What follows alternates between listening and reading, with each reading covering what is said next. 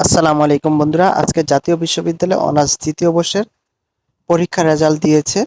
তবে অনেকে আমরা রেজাল্ট পাচ্ছি না, কারণ কি আমাদের অতিরিক্ত ট্রাফিক, অনেক লোক একসাথে রেজাল্ট দেখার কারণে সার্ভারটি ডাউন হয়ে গিয়েছে।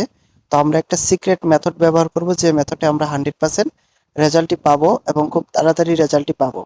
তো সর্বপ্রথম আমি একটা ক্রোম ব্রাউজারে চলে যাব। দেন এখানে এই ব্রাউজারটি অ্যান্ড্রয়েড মোডে আছে। যেহেতু ম্যাক্সিমাম লোকই অ্যান্ড্রয়েড ফোন ব্যবহার করে, এই ওয়েবসাইটটিতে ঢুকছে, যার কারণে এই ওয়েবসাইটটিতে সবাই ঢুকতে পারছে না। তো আমরা এই ব্রাউজারটিকে এখন ডেস্কটপ মোডে নিব। তো এই কাজটির জন্য আমরা থ্রি ডটে ক্লিক করব এখানে। দেন হচ্ছে এখানে ডেস্কটপ সাইট একটা অপশন আছে, এটা ক্লিক করে দেব। তো আমাদের এই ব্রাউজারটি ডেস্কটপ মোডে চলে এসেছে। এখন আমরা খুব তাড়াতাড়ি রেজাল্টটি পাবো। তো আমি এখানে সার্চ দিব হচ্ছে result result space no space AC space BD. তো এটা লিখে আমরা সার্চ দিব। তো সার্চ দেওয়ার পর সর্বপ্রথম যে আমাদের লিঙ্কটি আসবে, এটাতে আমরা ক্লিক করব। দেন এখানে একটু আমরা ওয়েট করব অ্যান্ড এখানে রিফ্রেশ দিব।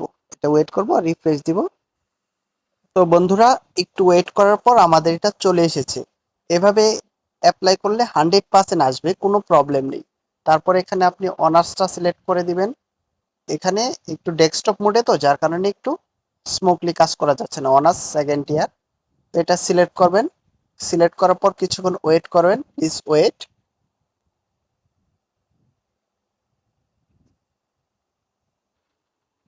আচ্ছা দেখুন বন্ধুরা, আসলে যেভাবেই হোক না কেন, আহ, আসলে সার্ভারটি খুবই ডাউন, কোনোভাবেই রেজাল্ট বের করা যাচ্ছে না।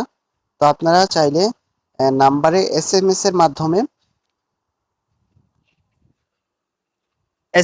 মাধ্যমে রেজাল্টটি দেখতে পারবেন। এই এস সেন্ড করে কিভাবে রেজাল্ট দেখবেন, এই বিষয়ে আমার একটি ভিডিও আমার ইউটিউব চ্যানেলে ছাড়া আছে, আপনারা এই ভিডিওটি দেখতে পারেন। আশা করি আপনারা এই ভিডিওটি দেখে রেজাল্টটি বের করতে পারবেন। আর সার্ভার ঠিক হলে আমি পুনরায় একটি ভিডিও পাবলিশ করব। তাই আপনারা দয়া করে আমার ইউটিউব চ্যানেলটি সাবস্ক্রাইব করে দিবেন, কিছুক্ষণ অপেক্ষা করবেন।